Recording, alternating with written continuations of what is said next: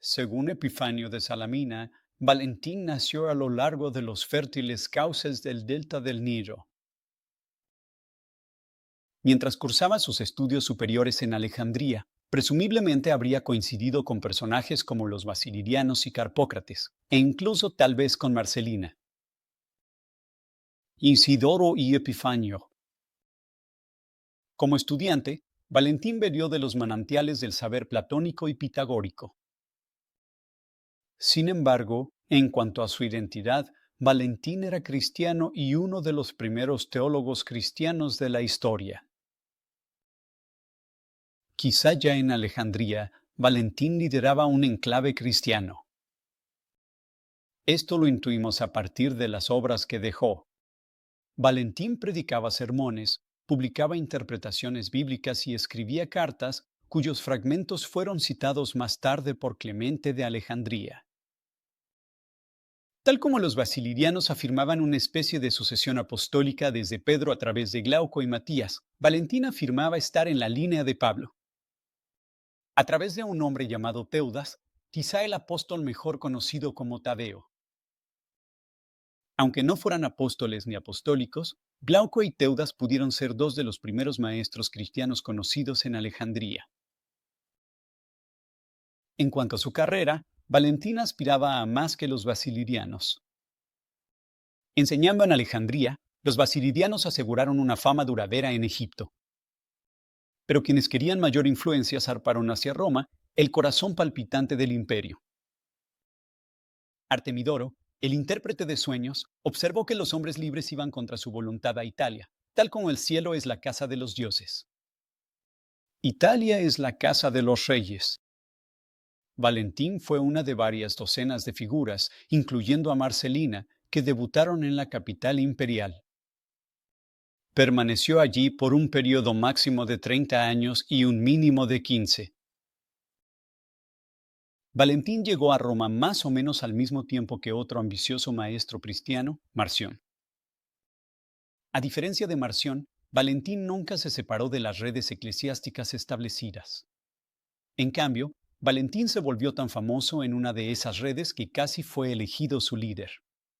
La razón por la que perdió, según Tertuliano, fue que su competidor era un confeso, es decir, una persona arrestada por ser cristiana.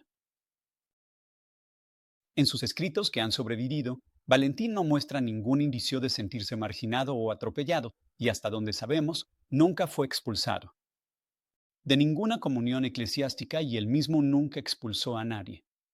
Parece que Valentín dedicó sus energías a crear una iglesia dentro de la iglesia, una pequeña comunidad de cristianos muy unidos e intelectuales, ansiosos por representar su fe como la mejor de las filosofías.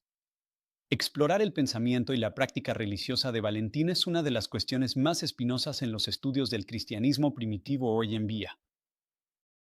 En gran parte, esto se debía a que el pensamiento de Valentín era una especie de plenitud que se desbordaba en muchos cauces distintos. Como en el caso de los basilirianos, lo más seguro es juzgar a Valentín. No por los informes de herejía posteriores, sino por los testimonios y fragmentos que conservan los rastros de su propia voz. Yo soy el doctor David Lee Tua, y este canal depende completamente ahora de su apoyo. Así que, si les gustaría ver más contenido como este, por favor consideren apoyarme en Patreon o con una donación única. Los enlaces están en la descripción.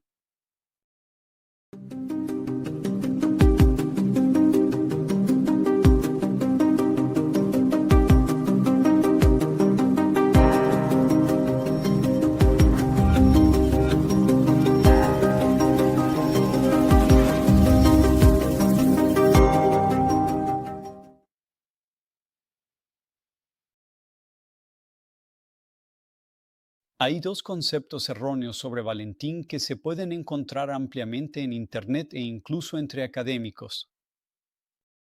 El primero es que Valentín creó el sistema o la historia sobre la proliferación de eones. Y el segundo es que Valentín tomó prestada o adaptó su enseñanza de los etianos, también conocidos como los gnósticos de su tiempo. Esas teorías, creo yo, pueden rastrearse finalmente hasta Ireneo. En el libro 1, Capítulo 11 de su obra Contra las herejías. Ireneo atribuyó a Valentín un sistema eónico muy complejo, afirmando que había adaptado los principios de una herejía gnóstica. Sin embargo, en su informe real, Ireneo solo menciona una única similitud entre Valentín y los gnósticos, que el creador sulfió junto con un ser separado llamado gobernante de izquierda, también conocido como el diablo. Esto difícilmente constituye una base convincente para establecer una conexión genealógica entre Valentín y una multitud amorfa de gnósticos. Luego, cuando Ireneo resume sus informes en el libro 1, afirma no que Valentín, sino los herederos de Valentín en realidad tomaron prestado y adaptaron del grupo de gnósticos. En mi opinión, esta observación revisada podría ser más precisa. Aunque la mayoría de los estudiosos rechazan la afirmación de Ireneo de que Valentín enseñó el sistema eónico que se le atribuye, por alguna razón, la mayoría aún se aferra a la idea de que el propio Valentín tomó prestados o adaptó principios de los llamados gnósticos. Quiero enfatizar aquí que el veredicto aún está muy lejos de estar decidido en este asunto. Lo primero que hay que notar es que Valentín es muy temprano. Parece ser, nació por el año 100 de la era común y floreció en las décadas de 130 y 140. No creo que podamos asumir que había algo parecido a una escuela gnóstica desarrollada y concreta en ese momento, ni una corriente de pensamiento. Los primeros textos gnósticos en surgir, conocidos como sepianos, incluyen el Evangelio de Judas, que muchos estudiosos parecen coincidir en fechar hacia mediados o finales del siglo II, entre el 155 y el 170 o por ahí. Es concebible, entonces, que haya sido el autor del Evangelio de Judas quien pudo haber adaptado los principios establecidos por Valentín. O, como prefiero pensar, probablemente sea imposible desde nuestra posición tan lejana. En la línea del tiempo, mirar 1900 años hacia atrás para determinar exactamente quién influyó a quién, dado que carecemos de datos. Más bien, deberíamos pensar en patrones mutuos de influencia e interacción, una interacción de creación cristiana. Historias con un tono filosófico, contadas en este periodo, probablemente para iniciados avanzados en lugares como Roma y Alejandría. Ahora, Ireneo cita varias historias de la creación en su obra Contra las herejías. Podemos enfocarnos en lo que se puede llamar la historia de la creación barbelita en Contra las herejías, libro 1, capítulo 29, y la historia de la creación atribuida a Valentín en el capítulo 11. Ambas historias sí involucran eones, o seres eternos que representan los pensamientos o atributos del Padre. ¿Cuándo es que surgió una historia sobre los eones? Esa es una pregunta histórica importante, ya que la mayoría de los grupos descritos por Ireneo, es decir, los seguidores de Simón, Carpócrates, Valentín y Marción, no tienen una historia de la creación que involucre eones.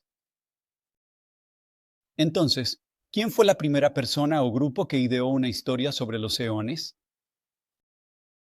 Creo que la evidencia apunta mejor a uno de los discípulos de Valentín, es decir, Ptolomeo. Ireneo deja claro que cuando presenta por primera vez una historia de eones en lo que ha llegado a conocerse como la Gran Noticia, está presentando las ideas de Ptolomeo, no, de Valentín mismo.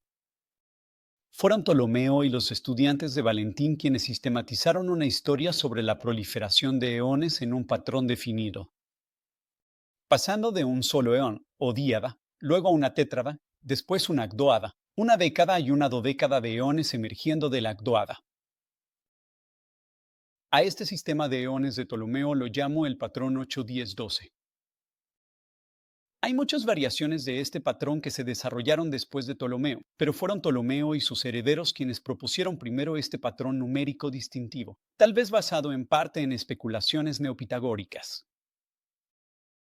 No creo que este patrón en particular se remonte a Valentín. Creo que fue inventado por Ptolomeo o quizás por otro de los estudiantes de Valentín. De hecho, fue Ireneo quien dedujo que, si Ptolomeo enseñaba un sistema de eones, entonces Valentín debía haber enseñado tal sistema. Pero fue, y sigue siendo, una deducción sin base histórica. Durante su vida, Valentín nunca fue atacado como hereje. Solo sus seguidores, llamados valentinianos, comenzaron a ser atacados como herejes por personas como Justino Mártir y Hegesipo.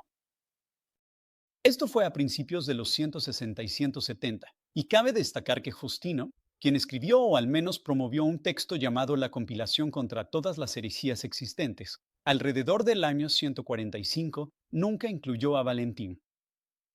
Y nunca habló de un sistema de eones. Justino murió alrededor del año 165. Fue Ireneo, escribiendo 15 y 20 años después, quien añadió los sistemas de eones a su catálogo de herejías, tanto valentinianas como gnósticas. Y fue Ireneo quien hizo un enorme énfasis en estos sistemas eónicos. Las consideraba las enseñanzas más extrañas y menos cristianas que enseñaban sus oponentes, y por tanto una forma de ridiculizarlos. Las enseñanzas sobre los sistemas eónicos probablemente estaban reservadas para iniciados valentinianos y setianos avanzados, que tomaban el equivalente a seminarios de posgrado en teología cristiana. Fue Ireneo quien, al recopilar los escritos de sus enemigos, los publicó para todos, como si estas enseñanzas fueran lo primero que uno aprendería en la iglesia valentiniana. Debe recordarse, sin embargo, que los valentinianos con los que Ireneo interactuó eran, al parecer, los herederos de Ptolomeo y otros del círculo de Valentín. Cuando Ireneo estaba escribiendo, Valentín casi con seguridad ya había muerto, y podría haber estado muerto desde hacía 20 años. Incluso los heresiólogos posteriores a Ireneo podían distinguir a Valentín de su discípulo Ptolomeo. Tertuliano, por ejemplo, dijo que fue Ptolomeo quien distinguió a los eones con nombres y números como sustancias personales fuera de Dios. Mientras que Valentín, dice Tertuliano, concebía eones, pero los concebía como pensamientos eternos, sentimientos y movimientos en la deidad suprema. Nunca fueron separados de la deidad, nunca salieron de la plenitud. Nunca fueron vistos como agentes personales y nunca aparecieron en patrones numéricos. Tertuliano también afirma que fue la enseñanza valentiniana la que proporcionó el terreno para el crecimiento de las enseñanzas gnósticas. Así que, en cierto sentido, invirtiendo el orden típico propuesto por los estudiosos. Este testimonio puede, creo yo, confirmarse en su generalidad por los fragmentos auténticos de Valentín, donde nunca menciona eones personificados. También se confirma por el Evangelio de la Verdad. No necesitamos asumir que el Evangelio de la Verdad fue escrito por Valentín, pero podemos usar el Evangelio de la Verdad para darnos una idea de lo que pudo ocurrir con las enseñanzas del propio Valentín, ya que parece reflejar una etapa anterior, previa al patrón de 8, 10, 12 eones emergentes. El Evangelio de la Verdad no dice nada sobre este patrón en particular. Solo indica que el todo o la totalidad buscaba a aquel de quien habían salido y estaban dentro, nunca estuvieron fuera de éste. Y no fue la sabiduría la que cayó, sino el error y la ignorancia los que se fortalecieron y formaron nuestro mundo material. Para resumir, entonces, ¿cuándo surgió la historia de los eones? Probablemente, creo, en los años 160 o 170 en la escuela de Ptolomeo en Roma. Tal vez esta es la época en que apareció el Evangelio de Judas. Este es el primer texto, que podría llamarse Sepiano. En este texto hay algunos eones, pero no forman pares, y al menos no hay eones femeninos. Y lo que sobrevive, a pesar de que se menciona a Barbelo. No hay una caída de la sabiduría para producir el cosmos, ni un único creador maligno. En su lugar, tenemos a dos ángeles malignos, Nebro y Sacas. Entonces, ¿qué podemos concluir de estos datos? Si en verdad queremos entender a Valentín, no podemos asumir que él enseñaba la historia sobre los eones que predicaban sus estudiantes. Estas historias de proliferaciones eónicas que se emparejan y aparecen en patrones numéricos son posteriores al propio Valentín. Fue Epifanio quien afirmó que el anciano Valentín navegó hacia Chipre, donde naufragó. Uno podría tomar esta afirmación de manera literal, que la embarcación de Valentín se perdió. Probablemente, sin embargo, Epifanio quiso decir que Valentín había naufragado en su fe cuando enseñó en la isla, que luego se convertiría en el hogar de Epifanio. Ahora bien, no hay evidencia de que Valentín haya cambiado sus enseñanzas en la vejez, o que haya dejado de ser cristiano. Si Valentín enseñó en Chipre, es posible que haya muerto allí de viejo. Los fragmentos de Valentín revelan que fue un autor talentoso, orador, poeta e intérprete de las Escrituras. Fue un misionario que dijo haber recibido una revelación especial de Logos en forma de bebé, pero también reaccionó a la literatura secular, especialmente Platón. E igual que Platón, Valentín creía en un creador que hizo el mundo según un modelo superior, un reino espiritual viviente donde habita un Dios infinitamente bueno, y que dio a luz a su Logos, o Hijo. Este Hijo es llamado el humano preexistente, quien envió una semilla de su realidad superior al primer ser humano. El cuerpo de este humano fue creado por ángeles hostiles, quienes se sorprendieron cuando su creación se levantó y les respondió. Desde ese momento, la esencia humana ha sido inmortal, y quienes comprenden este hecho dan su primer paso hacia superar las estructuras pecaminosas de este mundo. Valentín reconocía los peligros de este mundo. Los ángeles hostiles a la humanidad en la creación son parecidos a demonios que invaden el corazón humano, haciendo en él un torbellino de deseos malvados. Pero la muerte es un problema solo para quienes no se dan cuenta de que la semilla divina en ellos no muere. La muerte se consume en las muertes corporales de los creyentes, cuando se despojan de sus vestiduras de piel y ascienden como espíritus purificados al reino viviente superior.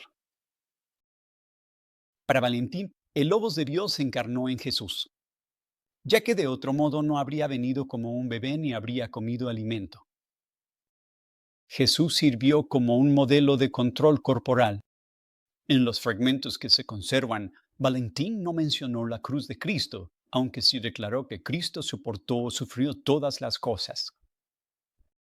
Todos estos datos son información que obtenemos de los fragmentos genuinos de Valentín.